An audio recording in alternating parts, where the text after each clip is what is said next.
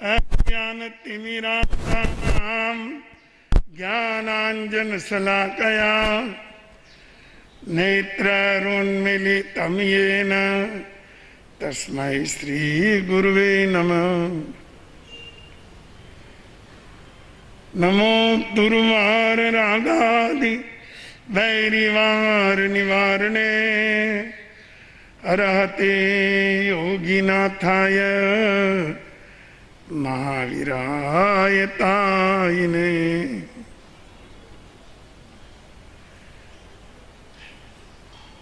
प्रिय श्रोताजनों,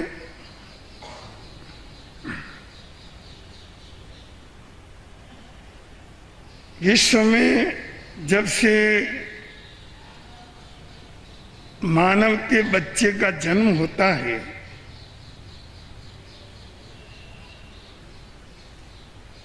तभी से वह कुछ न कुछ लेना शुरू कर देता है। सर्वप्रथम माता का दूध लेता है, उसके बाद धीरे धीरे थोड़ा थोड़ा आहार लेता है।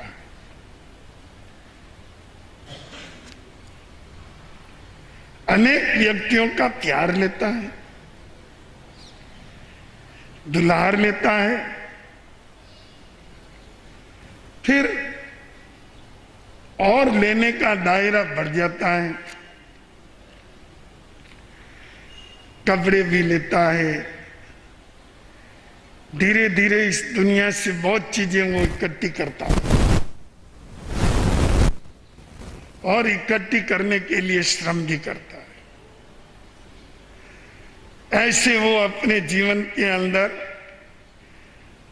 अनेक तरह से संतुष्ट हो जाता है।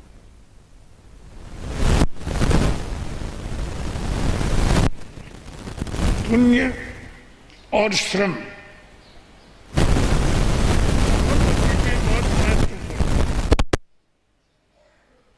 पुण्य हमें दिखाई नहीं देता है,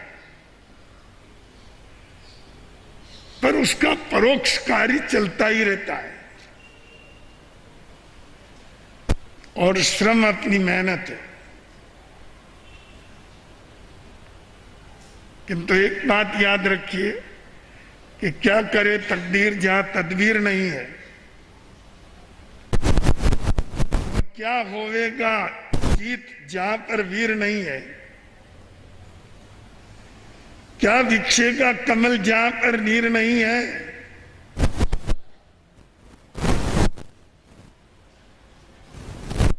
जहां बंधुओं तकदीर भी कुछ नहीं कर सकता। जब व्यक्ति की तकदीर तो जो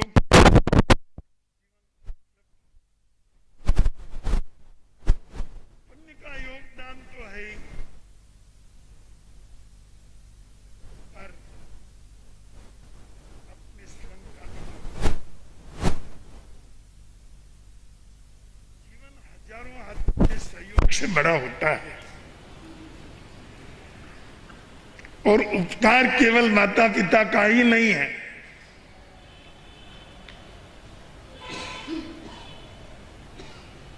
जनता का भी है। माता पिता के उपकार से ही बच्चा बड़ा नहीं हो जाता। हजारों हाथों का दुलार मिलता है, परिवार के सब प्यार करते हैं। अरे नया जीवन देते हैं कई लोग, तो रोड पर खेल रहे हैं, गाय बैल भैंस घोड़ा गधा या कोई व्हीकल दौड़ता हुआ आ रहा है। राहगीर सोचता है अरे ये बच्चा चपेट में आ जाएगा, दौड़ करके उसको खींच लिया।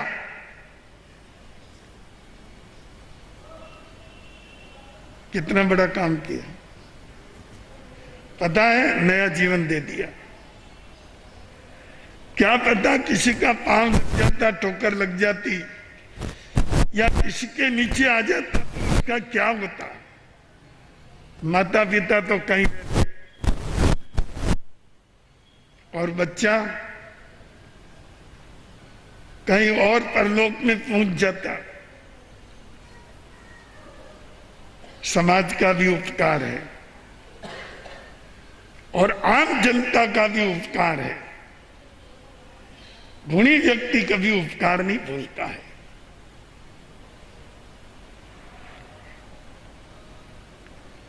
इस संदर्भ में ही हमारे यहां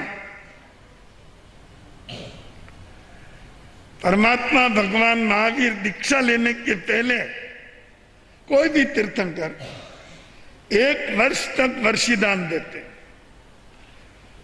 क्योंकि मैं सबके उपकार से बड़ा हुआ हूं, सबकी सेवा से बड़ा हुआ हूं।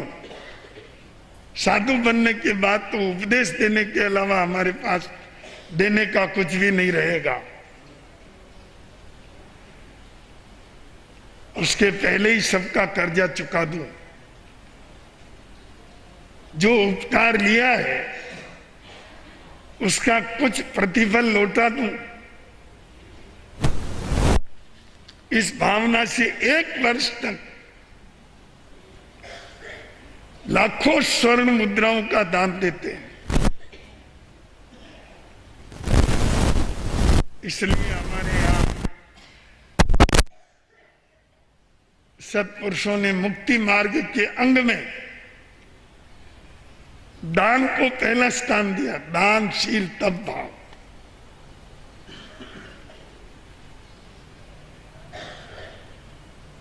यह बहुत आध्यात्मिक साधना है, दान देना। यह आध्यात्मिक साधना क्यों है?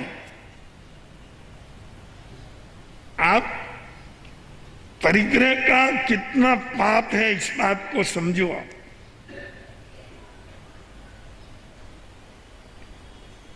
आज जो महादोष प्राणातिपात, विषावाद और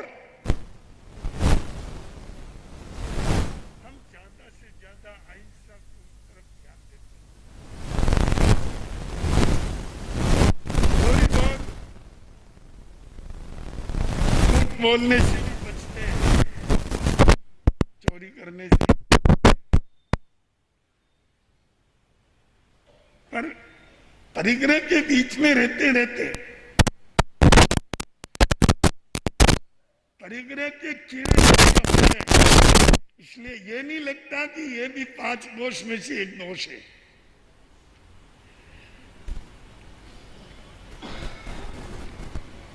उसका भी निरंतर अर्जन करते रहते हैं।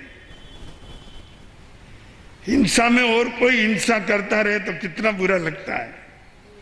अरे तो हिंसा करता है, अरे तू झूठ बोलता है, अरे तू चोरी करता है, पर कोई ये नहीं कहता अरे तू इतना परिग्रह इकट्ठा कर रहा है। मानो आपकी नजर में ये कोई पाप ही नहीं है।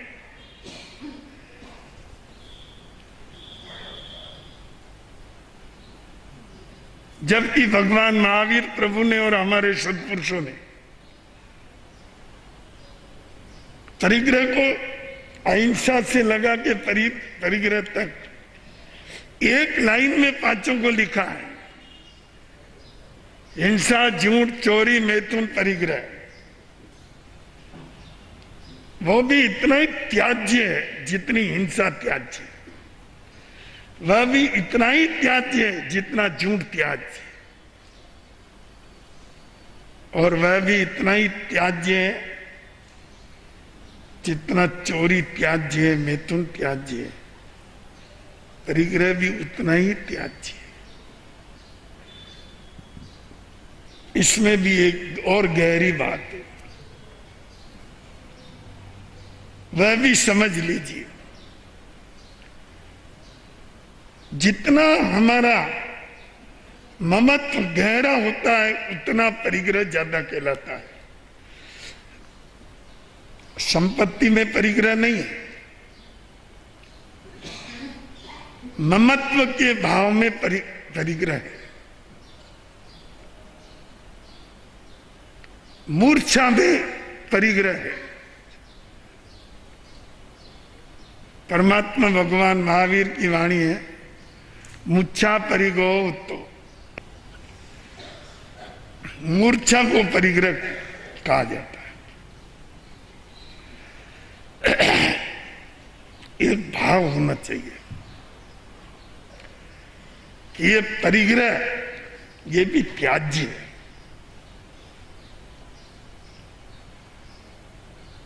अगर आप अभी नहीं छोड़ेंगे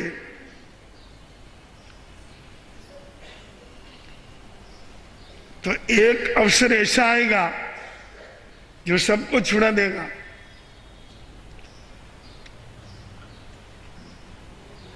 बुद्धिमान कौन है?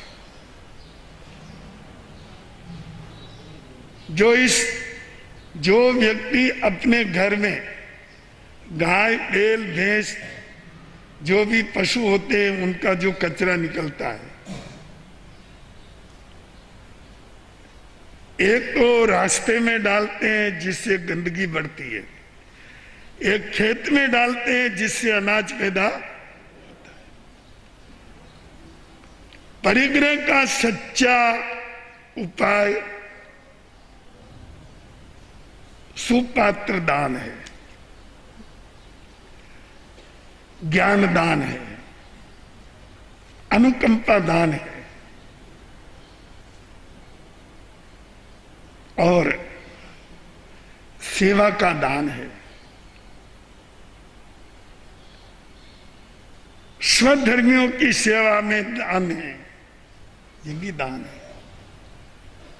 दान के अनेक प्रकार है, ठीक है। पंचमहावृतधारी मुनिराजों के पात्र में दिया हुआ दान वो तो प्योर अमृत है, उसका तो उसकी तुलना तो किस में कोई दान नहीं ठहर सकता, वो सर्वोत्तम दान है। पर ये दान तो सदा सदा थोड़ी मिलता है। दूसरे कई तरह के दान आप अपने जीवन में ला करके इस परिग्रह रूपी दोष को कम कर सकते और शुभ कार्यों में उसका उपयोग करें। जैसे है तो कचरा पर खेत में डाल दिया, बाहर नहीं डाला, इसी तरह है तो परिग्रह पर अच्छी तरह के लगा दिया। कभी सोचा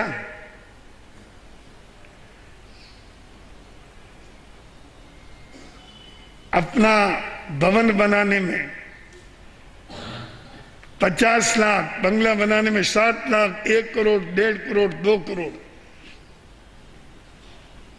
खड़े खड़े खर्च करते हो। एक विवाह शादी के अंदर 25 लाख, 30 लाख, 50 लाख आनंद फानंद में खर्च कर देते हो। कभी ये सोचा कि हमारे समाज में क्या कमी है? हमारे स्वधर्मी भाइयों को रोजगार मिल रहा है या नहीं मिल रहा है? हम उनके लिए क्या कर सकते हैं? हमारे समाज में कोई ऐसा परिवार जिसके कमाने वाला चला गया, 2 बच्चे हैं, पत्नी है, विधवा, इनकम के कोई साधन नहीं है, कभी संभाला? एक आध घर भी संभाला क्या? एक आध घर भी संभाला क्या? करोड़पतियों बताओ, एक आध घर भी संभाला जिंदगी में? कि चलो एक घर तो ये है जिसको मैं अपने कदमों पर खड़ा कर दूंगा और फिर भी सामने नहीं आऊंगा और इनका गौरव बना रखूंगा। कभी समाज के अनपढ़ विद्यार्थियों को योगदान दिया, कुछ समाज के कि पिछली पीढ़ी को संस्कारित करने के लिए साहित्य, ज्ञान आदि का कोई प्रबंध किया। अरे ये तो कचरा है, मत छोड़ो, छूट जाएगा। अच्छा है, सही जगह छोड़ के जाओ। उत्तमोत्तम कार्यों के अंदर उसका उपयोग करो। दया और करुणा से प्रेरित होकर पीड़ित मानवता की सेवा करो।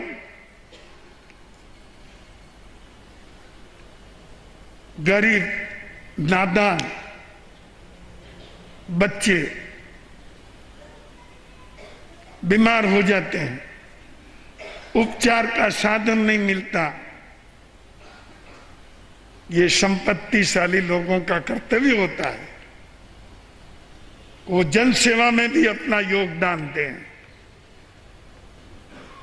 बंगला करोड़ का मत बनाओ, पर रहने योग्य और सुविधाजनक बना लो, पर शुभ कार्य की तरफ तो देखो। शुभ कार्य की तरफ नहीं देखते। हमारे समाज में बहुत बड़ी कमी है, इसलिए समाज के सारे कार्य अधूरे पड़े रहते हैं। सब सेवा कार्य के हेतु सारी संस्थाएं हैं। समाज में जितनी भी संस्थाएं खड़ी होती है वो समाज के हित में ही खड़ी होती है, पर क्या करें, आर्थिक तंगी के कारण धीरे धीरे वो निष्प्रभ हो जाती है। दान को भगवान ने पहला नंबर दिया, दानशील, तब उसको ही हम भूल गए। पहली अब जहां से परमार्थ शुरू होता है, धर्म की शुरुआत होती है, दान तिरने का रास्ता प्रारंभ होता है, परिग्रह उतारना, अहंकार नहीं। जब तुम्हारे शरीर का मेल उतरता है तो वजन हल्का होता है। ये तो परिग्रह मेल है, ये उतर गया, उतारे जितना अपना ही हित होता है। हम किसी को उपकार नहीं करते, अहंकार करने की कोई जरूरत नहीं है, दुनिया से ही लिया है। जनता का उपकार लेकर के बड़े हुए हो। कईयों ने तुम्हें पानी पिलाया, कईयों ने तुम्हें जिंदगी दी, कईयों ने तुम्हें खाना खिलाया, कईयों ने तुम्हारी जिंदगी में सहयोग दिया। आज अगर थोड़ा बहुत भी करते हो तो अहंकार करते हो, गलत बात है। सच्चे भावना से अपने इस परिग्रह का पवित्र कार्यों में उपयोग करना, यह सत्पुरुषों का चरित्र है। बंधुओं,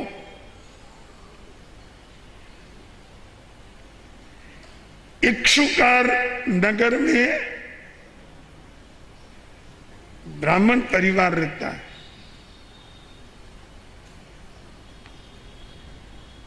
पति पत्नी दोनों, संतान नहीं। दो देव ने सोचा कि हमारा जन्म कहां होगा। अरे हम दिगो पुरोहित के घर में जन्म लेंगे। वो ब्राह्मण का रूप बना के आए और उनको कहा, तुम्हारे कोई बच्चा नहीं है? तो नहीं है। हम तुम्हारा सब देख के भविष्यवाणी करते हैं 2 बच्चे होंगे, पर वो बड़े होने के बाद साधु बन जाएंगे।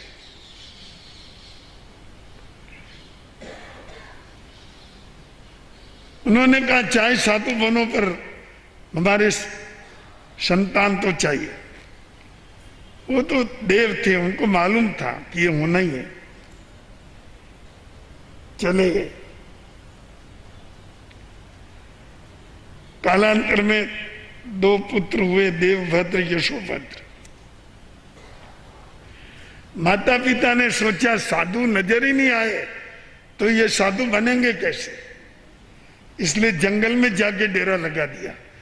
जंगल में एक भवन बना लिया और वहीं रहने लगे।